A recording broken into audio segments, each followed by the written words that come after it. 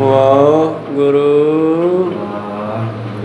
ਗੁਰੂ ਨਾਨਕ ਪਦ ਪੰਕਜ ਬੰਦਨ ਪੰਕਜ ਸਿਮਰੋ ਅੰਗਦ ਦੁਖ ਨਿਕੰਦਨ। ਗੁਰੂ ਅਮਰਦਾਸ ਹਿਰਦੈ ਨਿਤ ਧਿਆਉ ਹਿਰਦੈ ਸ਼੍ਰੀ ਗੁਰੂ ਰਾਮਦਾਸ ਗੁਣ ਗੁਰੂ ਅਰਜਨ ਬਿਗਨਨ ਕੇ ਨਾਸ਼ਕ ਬਿਗਨਨ ਕੀ ਨਾਸਕ। ਸ਼੍ਰੀ ਹਰਿ ਗੋਬਿੰਦ ਸੁਮਤ ਪਰਗਾਸਕ। ਸ਼੍ਰੀ ਹਰਿ ਰਾਏ ਨਮੋ ਕਰ ਜੋਰੀ ਨਮੋ ਕਰ ਜੋਰੀ। ਸ਼੍ਰੀ ਹਰਿ ਕ੍ਰਿਸ਼ਨ ਮਨਾਉ ਗੁਰੂ ਤੇਗ ਬਹਾਦਰ ਪਰਮ ਕਿਰਪਾਲਾ ਪਰਮ ਕਿਰਪਾਲਾ। ਸ਼੍ਰੀ ਗੁਰੂ ਗੋਬਿੰਦ ਸਿੰਘ ਬਿਸਾਲਾ ਤਰੋਂ ਤਰਾ ਪਰ ਪੁਨ ਪੁਨ ਸੀਸਾ ਪੁਨ ਪੁਨ ਸੀਸਾ। ਬੰਦੋਂ ਬਾਰ ਬਾਰ ਜਗ ਏਕ ਓੰਕਾਰ ਸਤਿਗੁਰੂ ਪ੍ਰਸਾਦ ਸਚ ਹੋਏ। ਵਾਹਿਗੁਰੂ ਜੀ ਕੀ ਫਤਿਹ ਹੈ। ਵਿਨਾਸ਼ਨ ਸੋਏ। ਵਾਹਿਗੁਰੂ ਜੀ ਕੀ ਫਤਿਹ ਹੈ। ਵਿਨਾਸ਼ਨ ਸੋਏ। ਦੋਹਰਾ ਸੰਗਤ ਮੇਂ ਸੁੰਦਰੀ ਕੋ ਛੋਰਾ चलियो चले प्रभ दक्षिण और इतने बिखे बहादुर शाहू निज उमराव पठियो गुर पाहू। वाहिगुरु जी का खालसा वाहिगुरु जी की फतेह। आओ गुरु प्यारे गुरु सवारे सत्संगी जनो, रोजाना की तरह पातशाह जी की अपार किरपा बख्शिश का सदका ਪਿਛਲੇ ਪਹਿਰਾਂ ਦੇ ਦੀਵਾਨ ਸਜਾਉਂਦੇ ਹੋਏ ਆਪ ਜੀ ਗੁਰੂ ਚਰਨਾਂ ਵਿਖੇ ਹਾਜ਼ਰੀਆਂ ਲਵਾ ਰਹੇ ਹੋ। ਆਓ ਲੜੀਵਾਰ ਇਤਿਹਾਸ ਦੀ ਕਥਾ ਵਿਚਾਰ ਨਾਲ ਜੁੜੀਏ ਜੀ। ਆਪਾਂ ਵਿਚਾਰਾਂ ਸਰਵਣ ਕਰ ਰਹੇ ਸੀ ਜਿਸ ਵੇਲੇ ਧੰਨ ਧੰਨ ਸ੍ਰੀ ਗੁਰੂ ਗੋਬਿੰਦ ਸਿੰਘ ਜੀ ਮਹਾਰਾਜ ਦਿੱਲੀ ਪਹੁੰਚੇ ਤਾਂ ਦਿੱਲੀ ਦੀ ਸੰਗਤ ਨੇ ਬੇਨਤੀ ਕੀਤੀ, ਪਾਤਸ਼ਾਹ ਜੀ ਸਾਡੇ ਕੋਲ ਰਹੋ। ਸਤਿਗੁਰਾਂ ਨੇ ਕਿਹਾ ਨਹੀਂ, ਅਸੀਂ ਅੱਗੇ ਜਾਣਾ ਹੈ तो फिर अपना कोई परिवारक मैंबर छड्ड जाओ, असी उन्हां दी सेवा करांगे जिवें तुहाडे नाल माता जी हन। तो सतगुरां ने माता सुंदरी जी नूं दिल्ली रहण दा हुक्म कीता और फिर अखीर सलाह बन गई कि माता सुंदर कौर जी दिल्ली रहणगे। माता साहिब कौर जी कहंदे असी तां तुहाडे दर्शन करके प्रशादा छकना, मैं तां इह परण कीता, मेरा होर कोई मकसद ही नहीं, तुहानूं पता ही आ ਅਸੀਂ ਤੁਹਾਡੇ ਬਿਨਾਂ ਰਹਿ ਨਹੀਂ ਸਕਦੇ, ਅਸੀਂ ਤੁਹਾਡੇ ਨਾਲ ਹੀ ਚੱਲਾਂਗੇ। ਮਾਤਾ ਸਾਹਿਬ ਕੌਰ ਜੀ ਨਾਲ ਚੱਲ ਪਏ। ਮਾਤਾ ਸੁੰਦਰ ਕੌਰ ਜੀ ਨੂੰ ਦਿੱਲੀ ਛੱਡ ਦਿੱਤਾ। ਸਤਿਗੁਰੂ ਇੱਥੋਂ ਤੁਰਨ ਲੱਗੇ ਹਨ ਦੱਖਣ ਵੱਲ ਜਾਣ ਦੇ ਲਈ। ਇਤਨੇ ਉਹਨਾਂ ਦੇ ਕੋਲ ਬਹਾਦਰ ਸ਼ਾਹ ਦਾ ਇੱਕ ਵਜ਼ੀਰ ਆਉਂਦਾ ਹੈ। ਗੁਰੂ ਪਿਆਰਿਓ, ਉਹ ਆ ਕੇ ਬੇਨਤੀ ਕਰਦਾ ਹੈ। ਸਤਿਗੁਰੂ ਪਾਤਸ਼ਾਹ ਉਸ ਵਜ਼ੀਰ ਦੀ ਬੇਨਤੀ ਸੁਣਦੇ ਆ ਅਤੇ ਫਿਰ ਬਹਾਦਰ ਸ਼ਾਹ ਨੂੰ ਮਿਲਣ ਦੇ ਲਈ ਚੱਲ ਪੈਂਦੇ ਆ। ਇਹ ਵਿਚਾਰਾਂ ਹੁਣ ਆਪਾਂ ਆਰੰਭ ਕਰਕੇ ਸਰਵਣ ਕਰਦੇ ਹਾਂ। ਉਸ ਤੋਂ ਪਹਿਲਾਂ ਆਪਣੀਆਂ ਅਤੇ ਦਾਸਾਂ ਦੀਆਂ ਗੁਰੂ ਚਰਨਾਂ ਵਿੱਚ ਲਵਾਓ ਹਾਜ਼ਰੀਆਂ।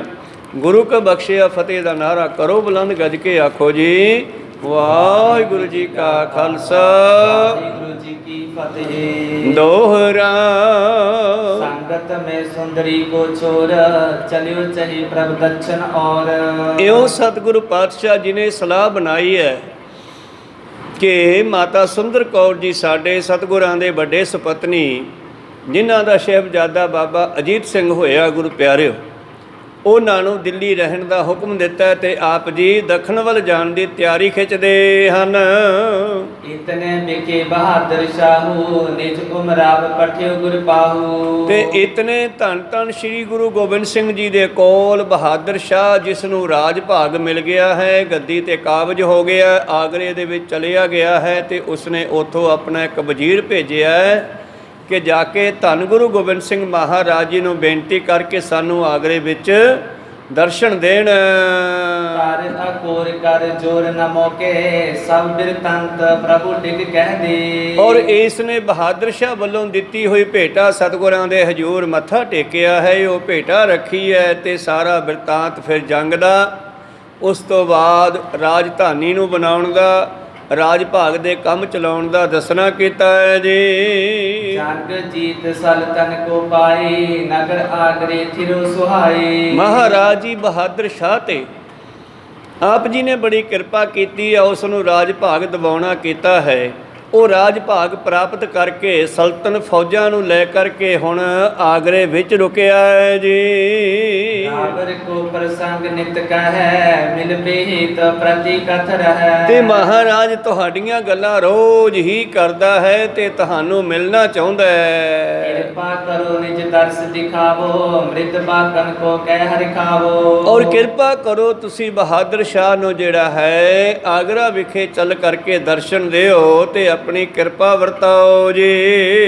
ਸ੍ਰੀ ਗੁਰ ਕਹਿਓ ਬਿਗਨ ਕਾਈ ਕੂਚ ਹੋਨ ਤਿਆਰੀ ਕਰਵਾਈ। ਧੰਨ ਧੰਨ ਸ੍ਰੀ ਗੁਰੂ ਗੋਬਿੰਦ ਸਿੰਘ ਮਹਾਰਾਜ ਜੀ ਕਹਿੰਦੇ ਠੀਕ ਹੈ, ਅਸੀਂ ਕੋਈ ਦੇਰ ਨਹੀਂ ਲਾਉਂਦੇ, ਜਲਦੀ ਹੀ ਚੱਲਦੇ ਹਾਂ। ਕੀਰਤਕ ਦਿਨ ਮੇ ਪਹੁੰਚੇ ਜਾਏ ਕਹੋ ਸਾਹੂ ਪ੍ਰਤ ਹਮ ਚਲ ਆਏ। ਤੂੰ ਜਾ ਚਲਿਆ ਜਾ ਕੇ ਕਹਿ ਦੇ ਬਹਾਦਰ ਸ਼ਾਹ ਨੂੰ ਕਿ ਜਲਦੀ ਹੀ ਧੰਨ ਗੁਰੂ ਗੋਬਿੰਦ ਸਿੰਘ ਜੀ ਪਹੁੰਚ ਰਹੇ ਹਨ।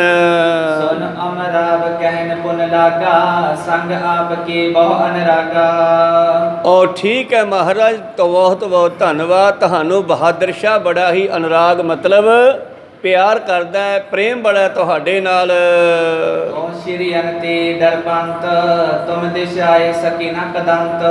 ਪਰ ਸ਼ਰ੍ਹਾ ਤੋਂ ਡਰਦਾ ਹੈ ਕਿ ਉਹ ਮੁਸਲਮਾਨਾਂ ਦੀ ਸ਼ਰ੍ਹਾ ਬੜੀ ਭੈੜੀ ਆ। ਕਿਤੇ ਦੁਨੀਆ ਨੂੰ ਇਹ ਨਹੀਂ ਦੱਸਦਾ ਆਪਣੇ ਸਾਥੀਆਂ ਨੂੰ, ਤੁਰਕਾਂ ਨੂੰ, ਵਜ਼ੀਰਾਂ ਮੰਤਰੀਆਂ ਨੂੰ ਕਿ ਮੈਨੂੰ ਗੁਰੂ ਗੋਬਿੰਦ ਸਿੰਘ ਜੀ ਨੇ ਜਿਤਾਇਆ।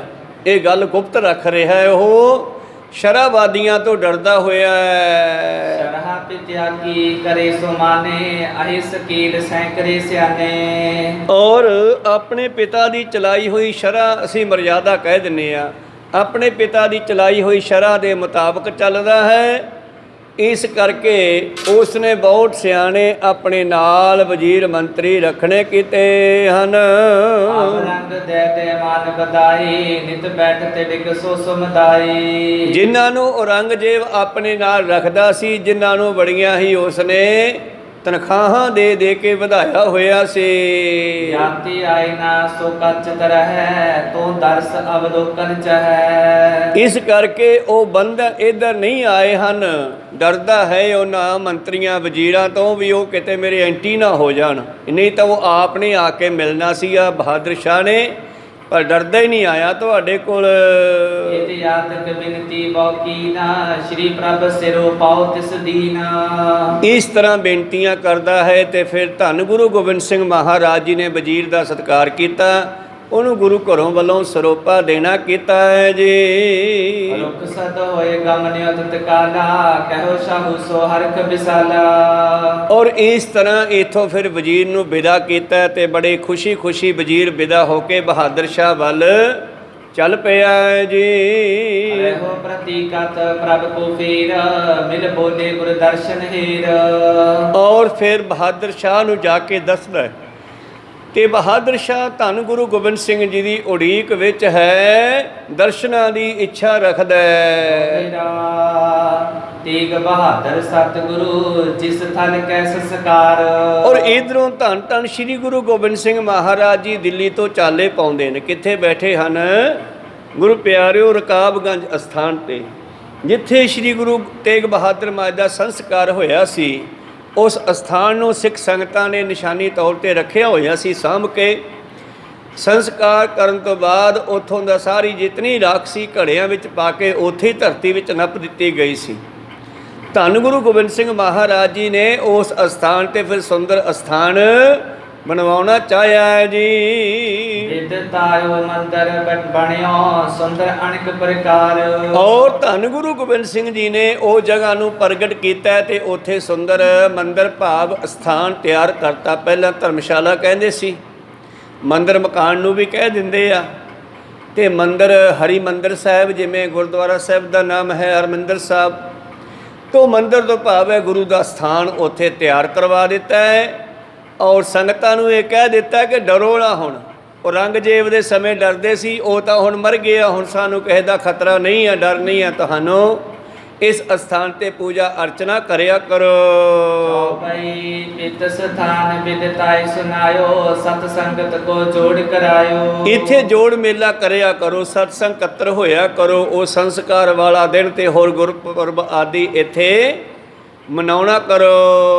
ਸੁੰਦਰੀ ਕਰੀ ਟਿਕਾਵਨਪੁਰ ਮੈਂ, ਆਪ ਅਰੋਹਨ ਬਾਛਤੁਰ ਮੈਂ। ਔਰ ਮਾਤਾ ਸੁੰਦਰੀ ਜੀ ਨੂੰ ਵੀ ਉੱਥੇ ਹੀ ਜਿਹੜਾ ਹੈ ਟਿਕਾ ਦਿੱਤਾ ਹੈ ਤੇ ਸੰਗਤਾਂ ਦੀ ਡਿਊਟੀ ਲਾ ਦਿੱਤੀ ਹੈ ਬਈ ਤੁਸੀਂ ਇਹਨਾਂ ਦੀ ਸੇਵਾ ਸੰਭਾਲ ਕਰਨੀ ਆ।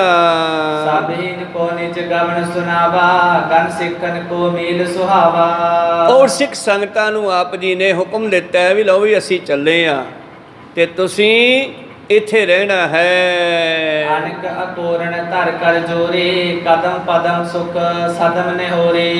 ਇਉਂ ਗਨ ਸਿੱਖਣ ਕੋ ਮੇਲ ਸੁਹਾਵਾ। ਇੱਥੇ ਸਿੱਖ ਸੰਗਤਾਂ ਦਾ ਇਕੱਠ ਬੜਾ ਸੁੰਦਰ ਲੱਗਦਾ ਹੈ ਔਰ ਜਿਸ ਵੇਲੇ ਪ੍ਰੀਤਮ ਜੀ ਚਾਲੇ ਪਾਉਣ ਲੱਗੇ ਤੇ ਸਿੱਖ ਸੰਗਤਾਂ ਨੇ ਬਹੁਤ ਸਾਰੀਆਂ ਭੇਟਾਵਾਂ ਸਤਿਗੁਰਾਂ ਦੇ ਚਰਨਾਂ ਵਿੱਚ ਮੱਥਾ ਟੇਕੀਆਂ।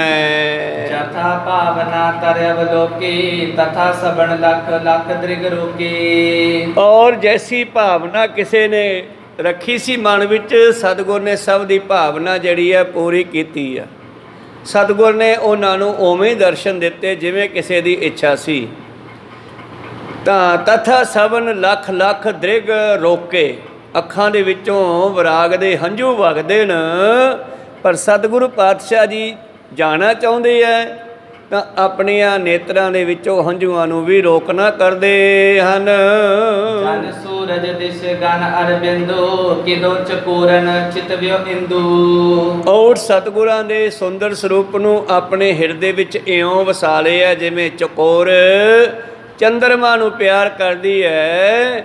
ਜਿਵੇਂ ਗੁਰੂ ਪਿਆਰੋ ਸੂਰਜ ਦਿਸ਼ ਗਨ ਅਰਬਿੰਦੂ, ਜਿਵੇਂ ਸੂਰਜ ਨੂੰ ਗੁਰੂ ਪਿਆਰਿਓ ਇਹ ਜਾਨਵਰ ਜਿਹੜੇ ਹਨ ਵੇਖਣਾ ਚਾਹੁੰਦੇ ਹਨ, ਉਸੇ ਤਰ੍ਹਾਂ ਜਿਵੇਂ ਕਮਲ ਦੇ ਫੁੱਲ ਸੂਰਜ ਨੂੰ ਵੇਖ ਕੇ ਖਿੜਦੇ ਆ ਔਰ ਜਿਹੜੀ ਚਕੋਰ ਹੈ ਉਹ ਚੰਦਰਮਾ ਨੂੰ ਪਿਆਰ ਕਰਦੀ ਹੈ। ਐਸਾ ਸਿੱਖ ਸੰਗਤਾਂ ਸਤਿਗੁਰਾਂ ਨੂੰ ਪਿਆਰ ਕਰਕੇ ਦਰਸ਼ਨ ਕਰਕੇ ਖਿੜ ਗਏ ਹਨ।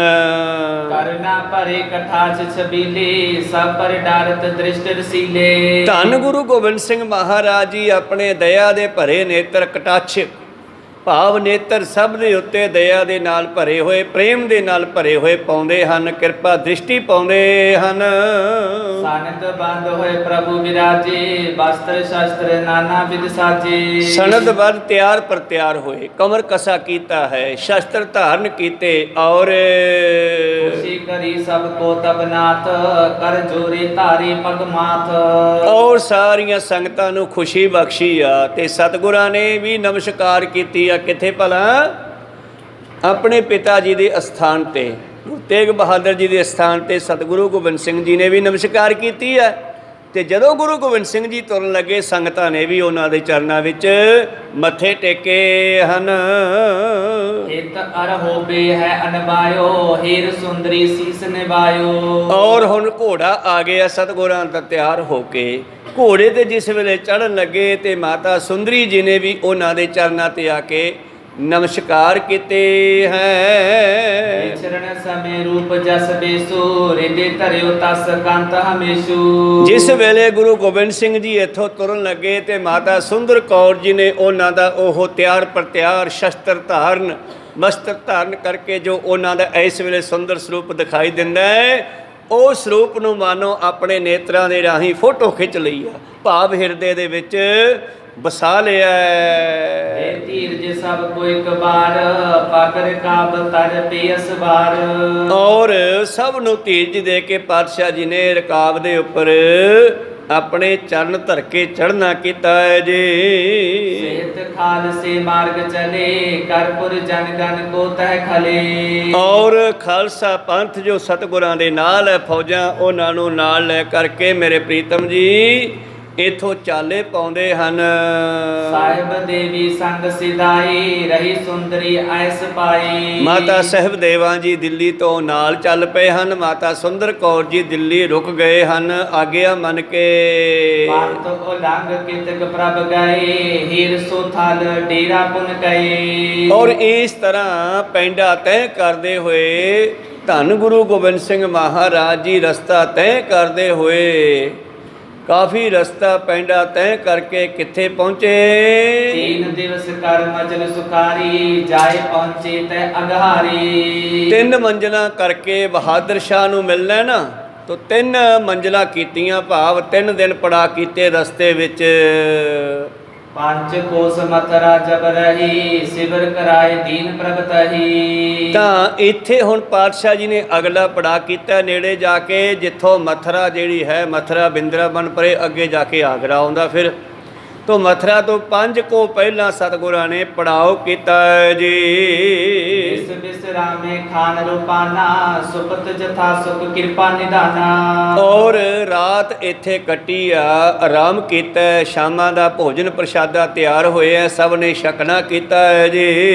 ਭਈ ਪ੍ਰਾਂਤ ਕਰ ਸੋਚ ਸਨਾਨੇ ਹੈ ਅਰੋ ਕਰ ਪ੍ਰਭੂ ਬਿਆਨੇ। ਦੂਜਾ ਦਿਨ ਚੜ੍ਹਿਆ ਤੇ ਧੰਨ ਗੁਰੂ ਗੋਬਿੰਦ ਸਿੰਘ ਜੀ ਉੱਠੇ, ਇਸ਼ਨਾਨ ਆਦਿ ਕੀਤਾ, ਘੋੜੇ ਤੇ ਸਵਾਰ ਹੋਏ। ਪਹੁੰਚੇ ਮਥਰਾਪੁਰੀ ਨਿਹਾਰੀ ਜੈ ਬਿਲਾਸ ਕੀਨਸ ਗਿਰਧਾਰੀ। ਤੇ ਹੁਣ ਸਤਿਗੁਰੂ ਪਾਤਸ਼ਾਹ ਜੀ ਇਸ ਬਿੰਦਰਾਬਨ ਮਥਰਾ ਦੇ ਸ਼ਹਿਰਾਂ ਨੂੰ ਦੇਖਣ ਲੱਗੇ, ਜਿੱਥੇ ਗਿਰਧਾਰੀ ਪਹਾੜ ਨੂੰ ਧਾਰਨ ਕਰਨ ਵਾਲੇ, ਜਿਨ੍ਹਾਂ ਨੇ ਆਪਣੀ ਉਂਗਲੀ ਦੇ ਉੱਪਰ ਗੁਰੂ ਪਿਆਰਿਓ ਇੱਕ ਪਹਾੜ ਨੂੰ ਧਾਰਨ ਕੀਤਾ ਸੀਗਾ।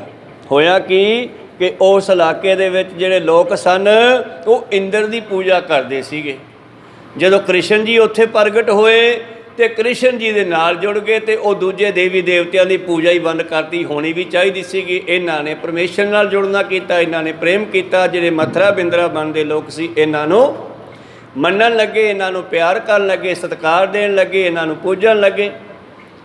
ਜਿਵੇਂ ਕਹਾਣੀ ਬਣੀ ਆ ਉਹਨਾਂ ਦੇ ਵੇਦਾਂ ਵਿੱਚ, ਕਹਿੰਦੇ ਇੰਦਰ ਗੁੱਸੇ ਹੋ ਗਿਆ, ਕਹਿੰਦਾ ਵੀ ਹਾਂ ਇਹ ਪਿੰਡ ਵਾਸੀ ਮੇਰੀ ਪੂਜਾ ਕਿਉਂ ਨਹੀਂ ਕਰਦੇ। ਤੇ ਉਸ ਵੇਲੇ ਕਹਿੰਦੇ ਉਹਨੇ ਇੰਨਾ ਮੀਂਹ ਪਾਇਆ ਕਿ ਪਿੰਡ ਨੂੰ ਡੋਬ ਦੇਵਾਂਗਾ ਮੈਂ, ਜਿਵੇਂ ਕਹਾਣੀ ਉਹਨਾਂ ਦੇ ਇਤਿਹਾਸ ਵਿੱਚ ਲਿਖੀ ਆ। ਤੇ ਕਹਿੰਦੇ ਉਸ ਵੇਲੇ ਕ੍ਰਿਸ਼ਨ ਜੀ ਨੇ ਆਪਣੀ ਉਂਗਲੀ ਉੱਪਰ ਇੱਕ ਪਹਾੜ ਨੂੰ ਚੱਕਿਆ। ਛਤਰੀ ਦੀ ਨਿਆਈ ਕਹਿੰਦੇ ਸਾਰੇ ਨਗਰ ਨਿਵਾਸੀਆਂ ਨੂੰ ਉਸ ਦੇ ਹੇਠਾਂ ਕਰਕੇ ਉਸ ਦੇ ਜਲ ਥਲ ਤੋਂ ਬਚਾਉਣਾ ਕੀਤਾ। ਖੈਰ ਇਸ ਤਰ੍ਹਾਂ ਗੁਰੂ ਪਿਆਰਿਓ ਧੰਨ ਗੁਰੂ ਗੋਬਿੰਦ ਸਿੰਘ ਜੀ ਨੇ ਇਸ ਏਰੀਏ ਨੂੰ ਹੁਣ ਦੇਖਣਾ ਕੀਤਾ ਹੈ, ਜਿੱਥੇ ਕ੍ਰਿਸ਼ਨ ਜੀ ਨੇ ਕੌਤਕ ਕੀਤੇ ਹਨ। ਸੂਰਜ ਕੁੰਡ ਕੀਓ ਸਭ ਡੇਰਾ ਸੁੰਦਰ ਤਟ ਜਮਨਾ ਜਸ ਹੀਰਾ। ਤੋ ਜਮਨਾ ਦਾ ਇੱਕ ਕਿਨਾਰਾ ਹੈ, ਉਸ ਨੂੰ ਕਹਿੰਦੇ ਆ ਸੂਰਜ ਕੁੰਡ। ਤੇ ਇਸ ਜਮਨਾ ਨੂੰ ਸੂਰਜ ਸੁਤਾ ਵੀ ਕਹਿੰਦੇ ਆ, ਭਾਵ ਜਮਨਾ ਨੂੰ ਸੂਰਜ ਦੀ ਪੁੱਤਰੀ ਕਹਿੰਦੇ ਆ। ਸੂਰਜ ਕੁੰਡ ਤੇ ਸਤਿਗੁਰਾਂ ਨੇ ਆ ਕੇ ਫਿਰ ਅਗਲੇ ਦਿਨ ਉਤਾਰਾ ਕੀਤਾ, ਪੜਾਓ ਕੀਤਾ। ਸ਼ਿਆਮ ਸਲੋਨੋ ਰੂਪ ਸੁਧਰ ਕੈ ਬਿਲਸੀ ਜੈ ਕੈ ਥਿਰਕੇ ਫਿਰਕੈ। ਤਾਂ ਫਿਰ ਧੰਨ ਗੁਰੂ ਗੋਬਿੰਦ ਸਿੰਘ ਮਹਾਰਾਜ ਜੀ ਇੱਥੇ ਸੁੰਦਰ ਸਰੂਪ ਲੈ ਕਰਕੇ ਵਿਚਰਨਾ ਕਰਦੇ ਹਨ, ਜਿੱਥੇ ਕ੍ਰਿਸ਼ਨ ਜੀ ਨੇ ਇਸ ਇਲਾਕੇ ਵਿੱਚ ਸ਼ਿਆਮ ਸਲੋਨਾ, ਭਾਵ ਨੀਲੇ ਰੰਗ ਦਾ, ਕਾਲੇ ਰੰਗ ਦਾ ਸਰੂਪ। ਕ੍ਰਿਸ਼ਨ ਦੇ 2 ਰੂਪ ਦੁਨੀਆ ਨੂੰ ਵਿਖਾਏ ਜਾਂਦੇ ਨੇ, ਇੱਕ ਗੋਰੇ ਰੰਗ ਦਾ, ਇੱਕ ਕਾਲੇ ਰੰਗ ਦਾ। ਤੋ ਸ਼ਿਆਮ ਦਾ ਮਤਲਬ ਹੈ ਕਾਲਾ। ਸ਼ਿਆਮ ਸਰੂਪ ਧਾਰਨ ਕਰਕੇ ਜਿੱਥੇ ਕ੍ਰਿਸ਼ਨ ਜੀ ਨੇ ਆਨੰਦਮਈ ਵਿਲਾਸ ਕੌਤਕ ਕੀਤੇ ਸਨ। ਸੋ ਸਭ ਦੇਖਤ ਨਾਨਾ ਥਲ ਕੋ ਕਰੀ ਸੰਘਾਰ ਦੁਸ਼ਟ ਦਲ ਬਲ ਕੋ। ਤਾਂ ਉਹ ਸਾਰੀ ਜਿਹੜਾ ਵੀ ਇੱਥੋਂ ਦਾ ਇਤਿਹਾਸ ਹੈ ਮਥਰਾ ਬਿੰਦਰਾਬਨ ਦਾ, ਜਿੱਥੇ ਜਿੱਥੇ ਵੀ ਕੌਤਕ ਹੋਏ, ਜਿੱਥੇ ਦੁਸ਼ਮਣਾਂ ਨੂੰ ਮਾਰਿਆ, ਜਿਵੇਂ ਕੰਸ ਨੇ ਭੇਜੇ ਸਨ ਆਪਣੇ ਕਈ ਵਾਰੀ ਬੰਦੇ, ਇੱਕ ਮੱਲ ਭੇਜਿਆ ਸੀਗਾ, ਇੱਕ ਸੱਪ ਨੂੰ ਭੇਜਿਆ ਸੀਗਾ ਬਈ ਇਹਨੂੰ ਮਾਰ ਦੇ। ਇਸ ਤਰ੍ਹਾਂ ਇਸ ਨੇ ਜਿਹੜੇ ਆਪਣੇ ਇੱਕ ਦਾਈ ਪੂਤਨਾ ਨੂੰ ਬਚਪਨ ਵਿੱਚ ਭੇਜਿਆ ਸੀ, ਵੀ ਇੱਕ ਬੱਚਾ ਪੈਦਾ ਹੋਇਆ, ਹੁਣ ਇਹ ਨਹੀਂ ਪਤਾ ਸੀ ਉਹ ਬੱਚਾ ਹੈ ਕਿੱਥੇ। ਤੇ ਗੁਰੂ ਪਿਆਰਿਓ ਉਸ ਵੇਲੇ ਕਹਿੰਦੇ ਉਹਨਾਂ ਦਿਨਾਂ ਵਿੱਚ ਜਿੰਨੇ ਬੱਚੇ ਪੈਦਾ ਹੋਏ ਸੀਗੇ ਉਹ ਸਾਰੇ ਮਰਵਾ ਦਿੱਤੇ ਸੀ ਕੰਸ ਨੇ ਆਪਣੇ ਰਾਜ ਦੇ ਵਿੱਚ। ਪਰ ਕ੍ਰਿਸ਼ਨ ਜੀ ਨੂੰ ਉਸ ਵੇਲੇ ਇੱਕ ਲੜਕੀ ਦੇ ਨਾਲ ਬਦਲ ਦਿੱਤਾ ਸੀਗਾ। ਤੇ ਕ੍ਰਿਸ਼ਨ ਜੀ ਚਲੇ ਗਏ ਸੀਗੇ ਗੁਰੂ ਪਿਆਰਿਓ ਗਵਾਲਿਆਂ ਦੇ ਘਰ, ਇਹ ਉੱਥੇ ਬਚ ਗਏ। ਜਾ ਕੋ ਰਾਖੇ ਸਾਈਆਂ ਤਾ ਕੋ ਮਾਰ ਨਾ ਸਕੈ ਕੋਏ। ਤੇ ਅਖੀਰ ਜਦੋਂ ਪਤਾ ਲੱਗਿਆ ਵੀ ਉਹ ਤਾਂ ਗਵਾਲਿਆਂ ਦੇ ਘਰੇ ਪਲ ਰਹੇ ਆ ਜਿਹਨੇ ਮੈਨੂੰ ਮਾਰਨਾ ਹੈ, ਕਿਉਂਕਿ ਭਵਿੱਖਬਾਣੀ ਕੋਈ ਕਰ ਗਿਆ ਸਾਧੂ ਕਿ ਤੈਨੂੰ ਤੇਰਾ ਭਾਣਜਾ ਹੀ ਮਾਰੇਗਾ। ਕਹੋ ਸਤਨਾਮ ਸੀ। ਬਸ ਆਪਣੀ ਜਾਨ ਬਚਾਉਣ ਵਾਸਤੇ ਇਸਨੇ ਪਤਾ ਨਹੀਂ ਕਿੰਨੇ ਕਤਲੇਆਮ ਕੀਤੇ, ਕਿੰਨੇ ਪਾਪ ਕੀਤੇ। ਅਖੀਰ ਕ੍ਰਿਸ਼ਨ ਜੀ ਦਾ ਪਤਾ ਲੱਗ ਗਿਆ ਤੇ ਇਸ ਨੇ ਇੱਕ ਗੁਰੂ ਪਿਆਰਿਓ ਦਾਈ ਨੂੰ ਇਸ ਕਰਕੇ ਭੇਜ ਦਿੱਤਾ ਕਿ ਜਾ ਕੇ ਤੂੰ ਉਸ ਨੂੰ ਜ਼ਹਿਰ ਖਵਾ ਕੇ ਤੇ ਮਾਰ ਕੇ ਆ। ਤੇ ਪਰ ਜਿਸ ਵੇਲੇ ਉਹ ਦਾਈ ਜਿਹੜੀ ਹੈ ਗੁਰੂ ਪਿਆਰਿਓ ਦਾਈ ਦਾ ਰੂਪ ਧਾਰ ਕੇ, ਇਸਤਰੀ ਦਾ ਰੂਪ ਧਾਰ ਕੇ ਜਿਸ ਵੇਲੇ ਉਹ ਚਲੀ ਗਈ ਤੇ ਉਹਦੀ ਜਾਨ ਜਿਹੜੀ ਹੈ ਕ੍ਰਿਸ਼ਨ ਜੀ ਨੇ ਦੁੱਧਾਂ ਵਿੱਚੋਂ ਖਿੱਚ ਲਈ। ਇਸੇ ਤਰ੍ਹਾਂ ਹੀ ਧੰਨ ਗੁਰੂ ਹਰਗੋਬਿੰਦ ਸਾਹਿਬ ਜੀ ਨੂੰ ਵੀ ਬਚਪਨ ਵਿੱਚ ਮਾਰਨ ਦੀ ਕੋਸ਼ਿਸ਼ ਕੀਤੀ ਗਈ ਤੇ ਇਸੀ ਹਾਲ ਉਸ ਦਾਈ ਦਾ ਵੀ ਹੋਇਆ ਸੀ। ਖੈਰ ਮਨੋਬਿਰਤੀਆਂ ਉੱਥੇ ਰੱਖੀਏ।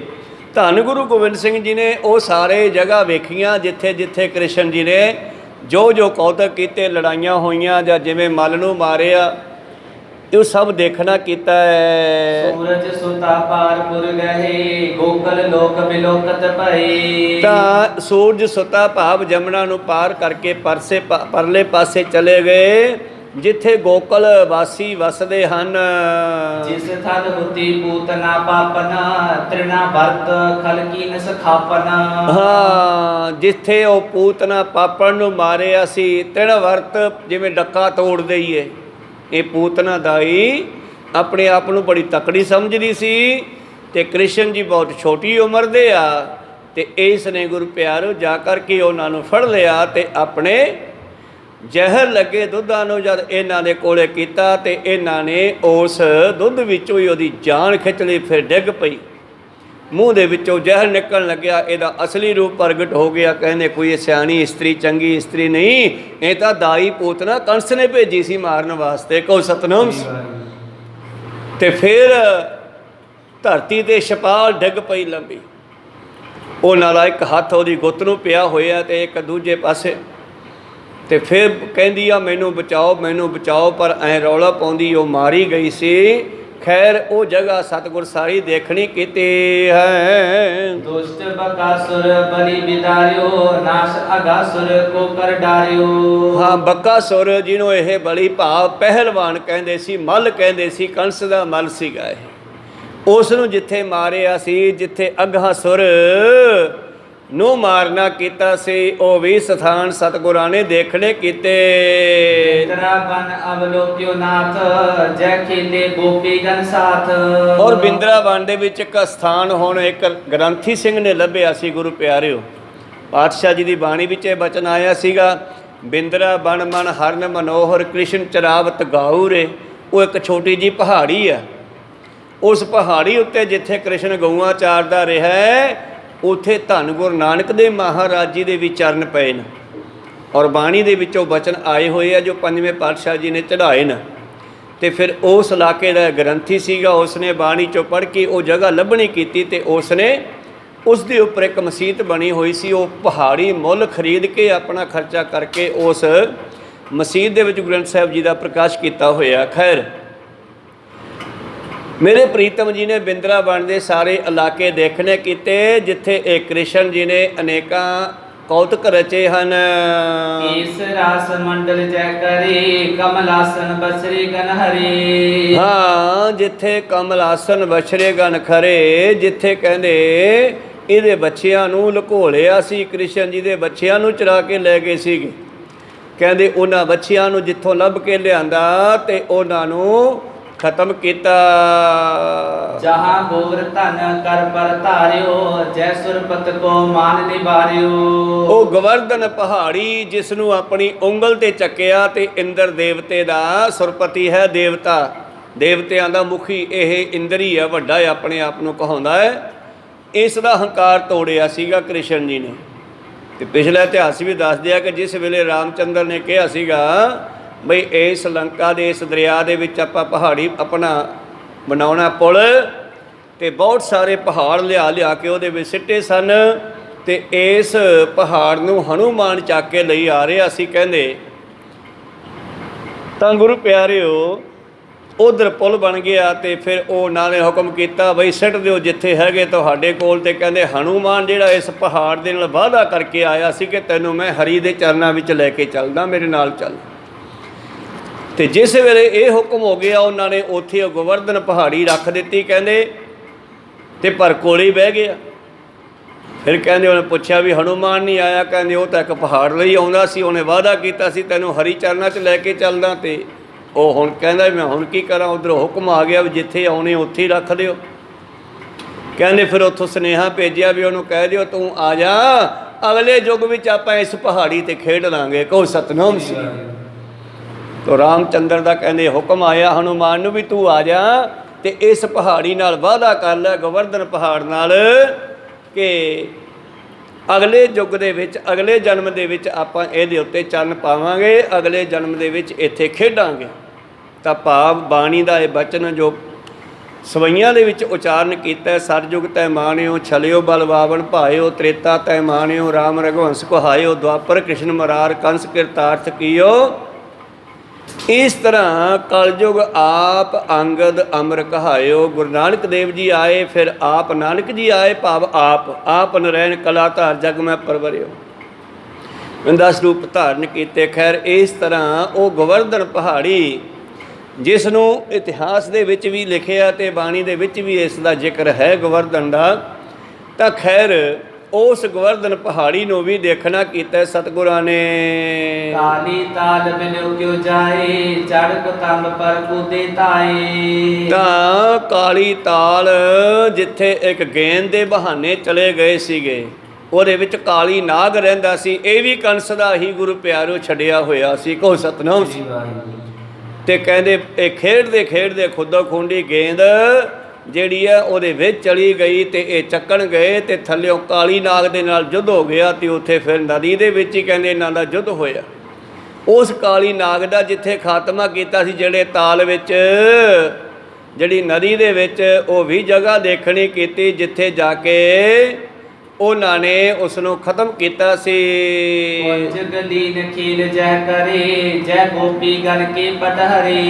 ਉਹ ਗਲੀਆਂ ਜਿਨ੍ਹਾਂ ਦੇ ਵਿੱਚ ਕ੍ਰਿਸ਼ਨ ਨੇ ਘੁੰਮਣਾ ਕੀਤਾ, ਚਰਨ ਪਾਉਣੇ ਕੀਤੇ, ਗੋਪੀਆਂ ਨੇ ਜਿਨ੍ਹਾਂ ਨੇ ਇਹਨਾਂ ਦੀ ਸੰਗਤ ਬਣ ਕੇ ਇਹਨਾਂ ਦਾ ਆਨੰਦ ਮਾਣਿਆ, ਇਹਨਾਂ ਦਾ ਪ੍ਰੇਮ ਪਿਆਰ ਲਿਆ।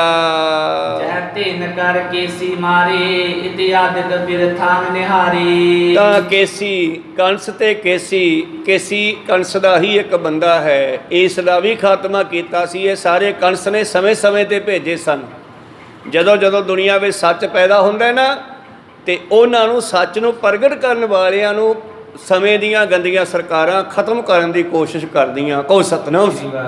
ਸੱਚ ਨੂੰ ਦਬਾਉਣ ਵਾਸਤੇ, ਸੱਚ ਨੂੰ ਪ੍ਰਗਟ ਕਰਨ ਵਾਲਿਆਂ ਨੂੰ ਮਾਰ ਦਿੱਤਾ ਜਾਂਦਾ। ਐਸਾ ਹੀ ਉਸ ਵੇਲੇ ਕੰਸ ਕਰਨਾ ਚਾਹੁੰਦਾ ਸੀਗਾ, ਪਰ ਉਹ ਖੁਦ ਪਰਮੇਸ਼ਰ ਨੇ ਭੇਜੇ ਸੀ ਆਪਣੇ ਅਵਤਾਰ। ਉਹਨਾਂ ਨੂੰ ਕੌਣ ਮਾਰ ਸਕਦਾ ਹੈ? ਜਿੱਥੇ ਕੇਸੀ ਨੂੰ ਮਾਰਿਆ ਸੀਗਾ ਉਹ ਸਥਾਨ ਵੀ ਦੇਖਣਾ ਕੀਤਾ।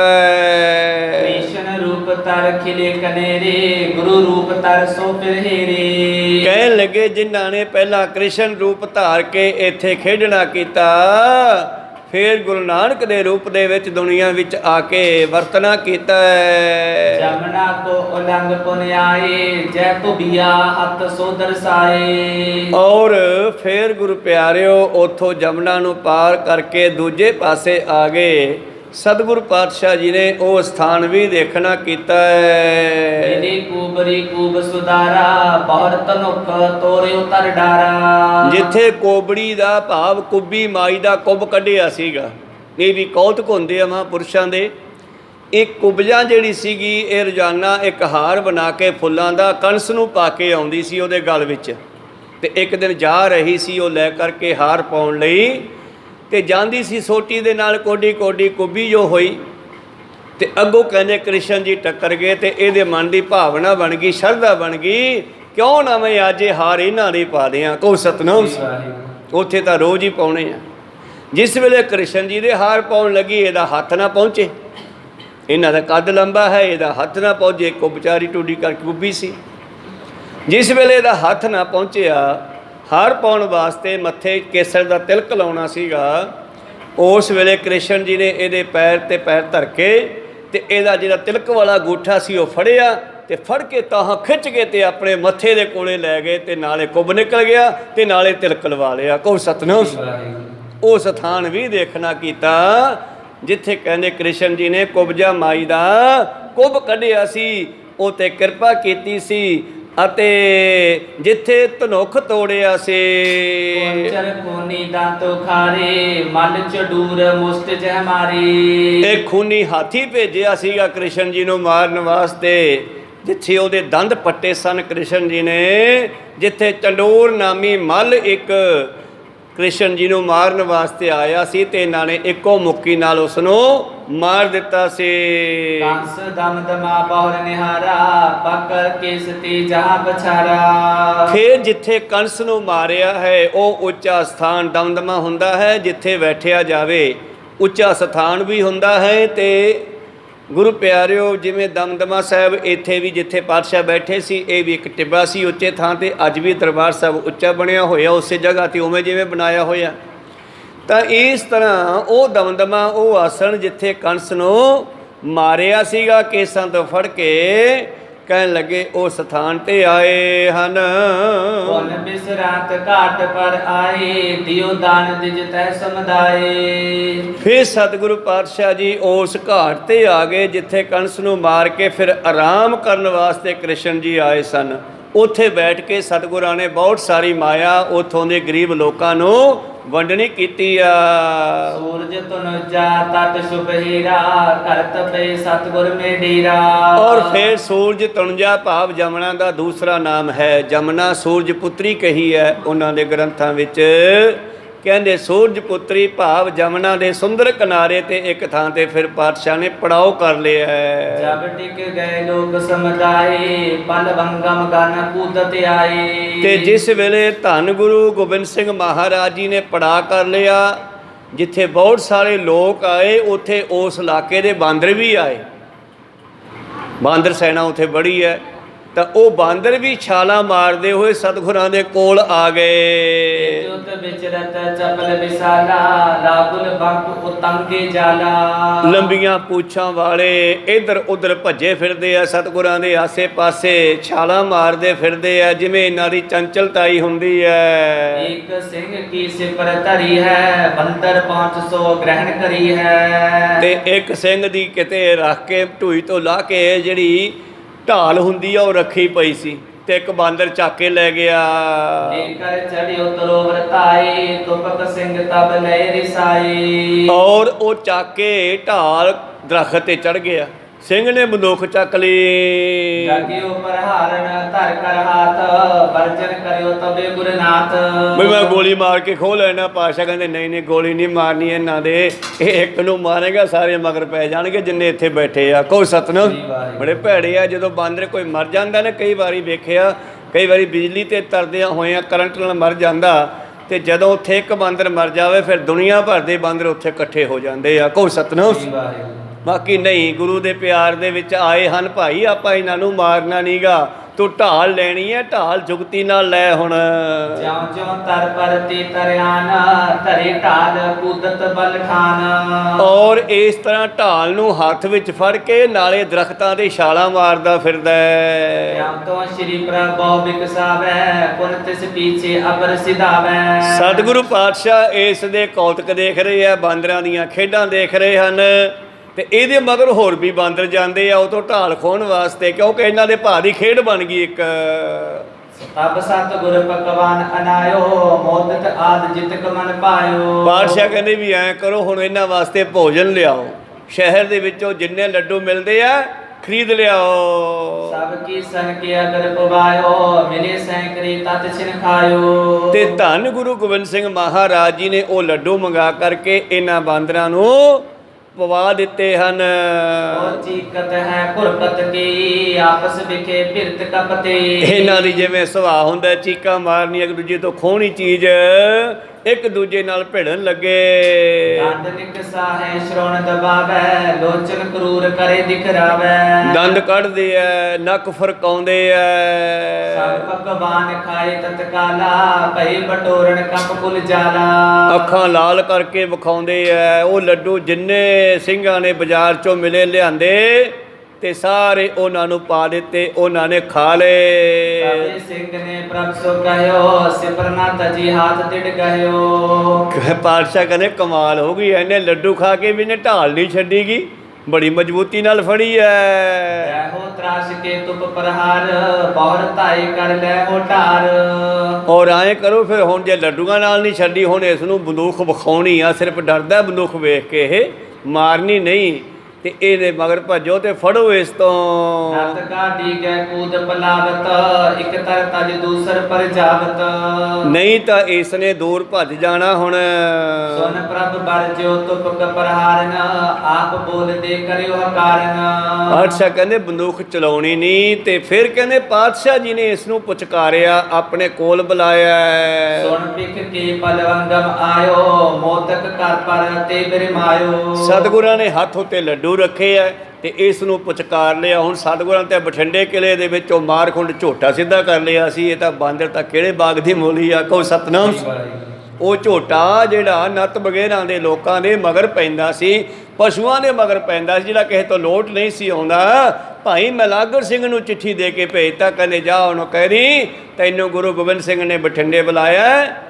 ਤੇ ਸੀਲ ਗਊ ਵਾਂਗੂ ਅੱਗੇ ਲਾ ਕੇ ਤੁਰ ਪਿਆ। ਫਿਰ ਨੱਤ ਬਗੈਰਾਂ ਵਾਲਿਆਂ ਨੇ ਜਿਹੜਾ ਮਜ਼ਾਕ ਕੀਤਾ ਸੀ, ਉਹ ਡਰ ਗਏ ਬਈ ਗੁਰੂ ਕਿੰਨਾ ਬਲੀ ਹੈ ਯਾਰ, ਜਿਨ੍ਹਾਂ ਦੀ ਚਿੱਠੀ ਨੂੰ ਇੱਕ ਪਸ਼ੂ ਵੀ ਸਮਝ ਗਿਆ ਤੇ ਆਰਾਮ ਨਾਲ ਚਲਿਆ ਗਿਆ। ਤੇ ਉਹਨਾਂ ਨੇ ਬਾਅਦ ਵਿੱਚ ਮਾਫੀ ਮੰਗੀ ਸੀ। ਕਹਿੰਦੇ ਪਾਤਸ਼ਾਹ ਜੀ ਨੇ ਉਸ ਬਾਂਦਰ ਨੂੰ ਪੁਚਕਾਰਿਆ, ਕਹਿੰਦੇ ਵੀ ਉਰੇ ਆ ਲੱਡੂ ਖਾ ਲਾ। ਉਹ ਕੋਲੇ ਆ ਗਿਆ। ਸਿਪਰ ਧਰੀ ਸਤਿਗੁਰ ਕੀ ਆਗਾ, ਬੈਠਿਓ ਨਿਕਟ ਹੋਏ ਡਰ ਭਾਗਾ। ਔਰ ਉਸ ਨੂੰ ਭੋਰਾ ਵੀ ਡਰ ਨਹੀਂ। ਗੁਰੂ ਪਿਆਰਿਓ, ਜਾਨਵਰ ਨਾ ਤੁਹਾਡੀਆਂ ਅੱਖਾਂ ਨੂੰ ਵੇਖਦਾ, ਤੁਹਾਡੀਆਂ ਅੱਖਾਂ ਦੇ ਵਿੱਚੋਂ ਹਰ ਤਰ੍ਹਾਂ ਦਾ ਹਾਵ ਭਾਵ ਬੁੱਝ ਲੈਂਦਾ। ਜੇ ਤੁਸੀਂ ਪ੍ਰੇਮ 'ਚੋਂ ਤਾਂ ਉਹਦਾ ਡਰ ਖਤਮ ਹੋ ਜਾਂਦਾ। ਜੇ ਤੁਹਾਡੀਆਂ ਅੱਖਾਂ ਵਿੱਚ ਗੁੱਸਾ ਹੈ ਤੇ ਉਹਨੂੰ ਵੀ ਪਤਾ ਲੱਗਦਾ ਵੀ ਇਹ ਦਾ ਸਹੀ ਨਹੀਂ ਹੈਗਾ। ਇਹ ਪਰਮੇਸ਼ਰ ਦੀ ਭਾਸ਼ਾ ਹੈ। ਸਾਚ ਕਹੋ ਸੁਣ ਲਿਓ, ਸਭੈ ਜਿਨ ਪ੍ਰੇਮ ਕੀਓ ਤਿਨ ਹੀ ਪ੍ਰਭ ਪਾਇਓ।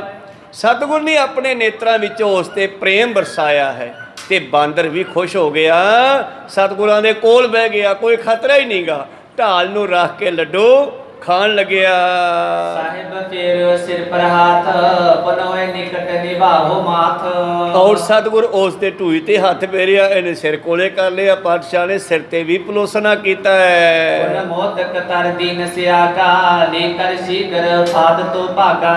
ਫਿਰ ਉਹਦੇ ਕੋਲੇ ਹੋਰ ਲੱਡੂ ਰੱਖ ਦਿੱਤੇ। ਸਿਪਰ ਸਿੰਘ ਨੇ ਸੋ ਗੈ ਨਹੀਂ, ਸਭਨ ਬਿਲੋਕ ਸੁਚੇਤ ਕਈ। ਔਰ ਸਿੰਘ ਨੇ ਫੇਰ ਕਿਤੇ ਆਪਣੀ ਉਹ ਢਾਲ ਲਈ ਤੇ ਬਾਕੀਆਂ ਨੂੰ ਸਮਝਾਇਆ ਵੀ ਸਮਾਨ ਨਾ ਛੱਡੋ ਹੱਥ 'ਚੋਂ।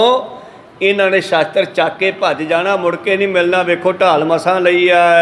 ਨਿਜ ਨਿਜ ਵਸਤ ਸੰਭਾਰਨ ਕੀਨਾ, ਨਹੀਂ ਸਪੀਪ ਆਇ ਬੈਦੀਨ। ਇਹਨਾਂ ਬਾਂਦਰਾਂ ਤੋਂ ਆਪਣੀਆਂ ਵਸਤੂਆਂ ਸੰਭਾਲ ਕੇ ਰੱਖੋ, ਸ਼ਾਸਤਰ ਨੂੰ ਪਾਸੇ ਨਾ ਰੱਖੋ। ਇਹ ਤਲਵਾਰ ਵੀ ਚੱਕ ਕੇ ਲਿਜਾ ਸਕਦੇ ਆ। ਇਸ ਕਰਕੇ ਸਿੰਘਾਂ ਨੇ ਫਿਰ ਆਪਣੀਆਂ ਵਸਤੂਆਂ ਨੂੰ ਕਬਜ਼ੇ ਵਿੱਚ ਕੀਤਾ ਹੈ। ਖਾਨ ਪਾਨ ਕਰਨੇ ਸਭ ਜਾਰਾ, ਸੋਚ ਸਨਾਨੇ ਪੁਨ ਪੁਨ ਸਾਰਾ। ਤੋ ਸ਼ਾਮਾਂ ਹੋ ਗਈਆਂ, ਇਸ ਤਰ੍ਹਾਂ ਕੌਤਕ ਕਰਦੇ ਆ। ਫਿਰ ਸਭ ਨੇ ਗੰਗਾ ਜਮਨਾ ਦੇ ਵਿੱਚ ਇਸ਼ਨਾਨ ਕੀਤੇ ਹਨ ਔਰ ਸ਼ਾਮਾਂ ਦਾ ਲੰਗਰ ਤਿਆਰ ਹੋਇਆ ਜੀ। ਉੱਚ ਕਰਿਓ ਹੈ ਕਰ ਸਬਦਾਨੇ, ਨਿਸ ਬਿਸਰਾਮੇ ਦਿਵਸ ਪਿਆਨੇ। ਔਰ ਰਾਤ ਕੱਟੀ, ਦੂਜਾ ਦਿਨ ਚੜ੍ਹਿਆ, ਜਾਗੇ ਸਾਰੇ ਤਿਆਰੀਆਂ ਕੀਤੀਆਂ ਅਤੇ ਇਥੋਂ ਜਮਨਾ ਤੋਂ ਮਥੁਰਾ ਬਿੰਦਰਾਵਨ ਤੋਂ ਕੂਚ ਕੀਤਾ ਹੈ। ਗਮਨੇ ਮਾਰਗ ਪ੍ਰਭੂ ਹਮੇਸ਼, ਚੜੇ ਖਾਲਸਾ ਸੰਗ ਅਸੀਸ। ਇਉਂ ਪਾਤਸ਼ਾਹ ਚਲੋ ਚਾਲ ਪੜਾ ਕਰਦੇ, ਰਾਤ ਨੂੰ ਰੁਕਦੇ, ਦਿਨੇ ਚੱਲਦੇ, ਤੁਰੇ ਜਾ ਰਹੇ ਹਨ। ਨਾਲ ਹੀ ਖਾਲਸਾ ਫੌਜਾਂ ਹਨ।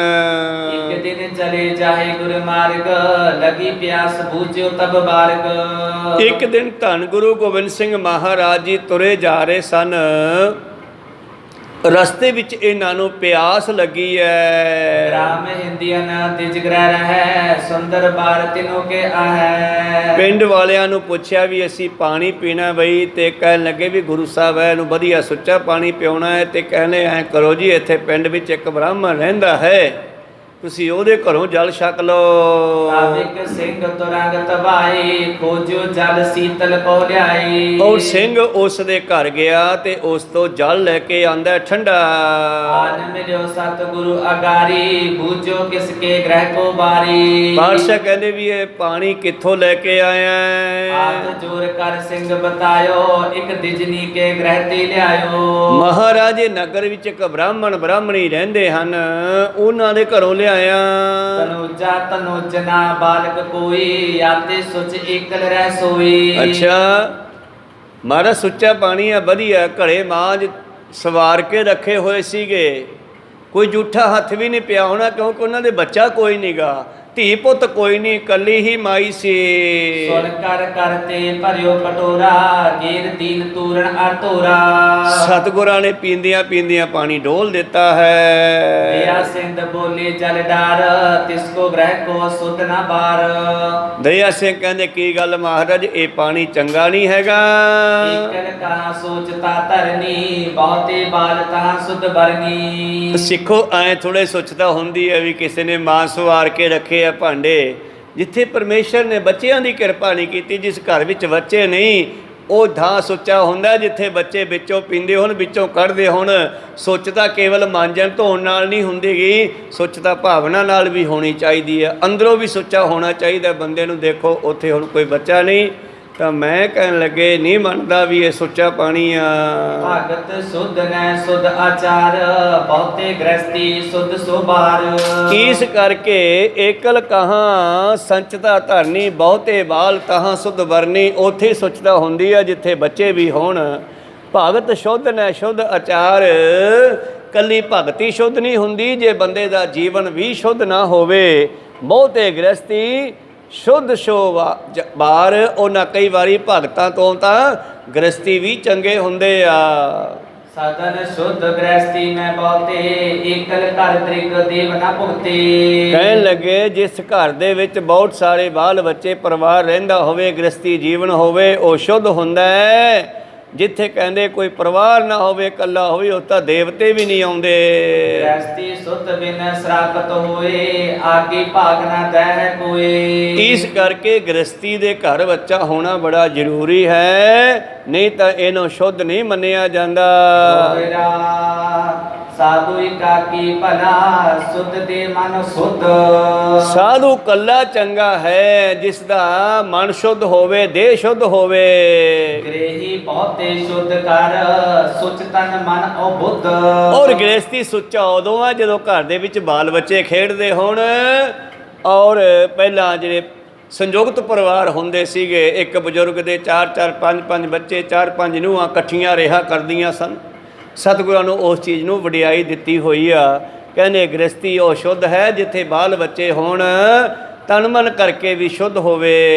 ਪਈ ਇਮ ਕੈ ਅਗਲੇ ਗ੍ਰਾਮ ਸਿਧਾਰੇ ਤਨ ਮਨ ਨਗਰ ਆਗਰੇ ਸੁਮੁਖ ਸਿਧਾਏ। ਇਸ ਤਰ੍ਹਾਂ ਧੰਨ ਗੁਰੂ ਗੋਬਿੰਦ ਸਿੰਘ ਮਹਾਰਾਜ ਜੀ ਨੇ ਇੱਥੋਂ ਚਾਲੇ ਪਾ ਦਿੱਤੇ, ਅਗਲੇ ਪਿੰਡ ਚਲੇ ਗਏ। ਧਰਿਓ ਕਟੋਰਾ ਪੀ ਤ੍ਰਿਪਤਾਏ ਨਗਰ ਆਗਰੇ ਸੁਮੁਖ ਸਿਧਾਏ। ਅਗਲੇ ਨਗਰੋਂ ਪਾਣੀ ਮਿਲਿਆ ਤੇ ਉੱਥੋਂ ਛਕਣਾ ਕੀਤਾ। ਉੱਥੋਂ ਸਤਿਗੁਰੂ ਆਗਰੇ ਨੂੰ ਚੱਲ ਪੈਂਦੇ ਹਨ। ਵਿਚਾਰਾਂ ਇੱਥੇ ਰੋਕਦੇ ਆ, ਕਿਸ ਤਰ੍ਹਾਂ ਆਗਰੇ ਪਹੁੰਚਦੇ ਆ ਪਾਤਸ਼ਾਹ, ਇਹ ਵਿਚਾਰਾਂ ਆਪਾਂ ਕੱਲ ਦੇ ਦੀਵਾਨਾਂ ਵਿੱਚ ਸਰਵਣ ਕਰਾਂਗੇ। ਸਮਾਂ ਸਮਾਪਤੀ ਤੇ ਆ, ਬੋਲਦਿਆਂ ਨੇ ਇੱਕ ਆਖਰ ਬਾਅਦ ਘਾਟ ਹੋ ਜਾਂਦੇ। ਸਿੱਖ ਸੰਗਤਾਂ ਤੇ ਸਤਿਗੁਰੂ ਬਖਸ਼ਣ ਜੋਗ ਹੈ, ਬਖਸ਼ ਲੈਣਾ ਜੀ। ਆਓ ਸਮਾਪਤੀ ਕਰੀਏ।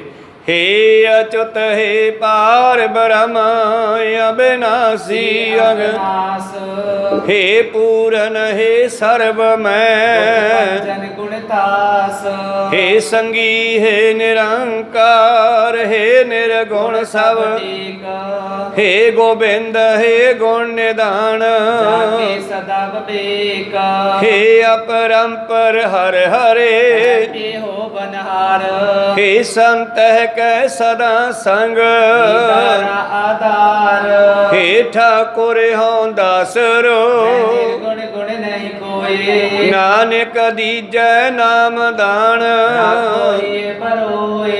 आए ਭਏ ਪ੍ਰਭ ਸ਼ਰਨਾਗਤੀ ਕਿਰਪਾ ਨਿਤ ਦਿਆਲ ਏਕ ਅਖਰ ਹਰ ਮਨ ਬਸਤ ਨਾਨਕ ਹੋਤ ਨਿਹਾਲ ਏਕ ਓੰਕਾਰ ਸਤਿਗੁਰੂ ਏਕ ਪ੍ਰਸਾਦ ਸਚ ਹੋਏ ਵਾਹਿਗੁਰੂ ਜੀ ਕੀ ਫਤਿਹ ਹੈ ਵਿਨਾਸ਼ਨ ਸੋਏ ਵਾਹਿਗੁਰੂ ਜੀ ਕੀ ਫਤਿਹ ਹੈ ਵਿਨਾਸ਼ਨ ਸੋਏ ਵਾਹਿਗੁਰੂ ਜੀ ਕਾ ਖਾਲਸਾ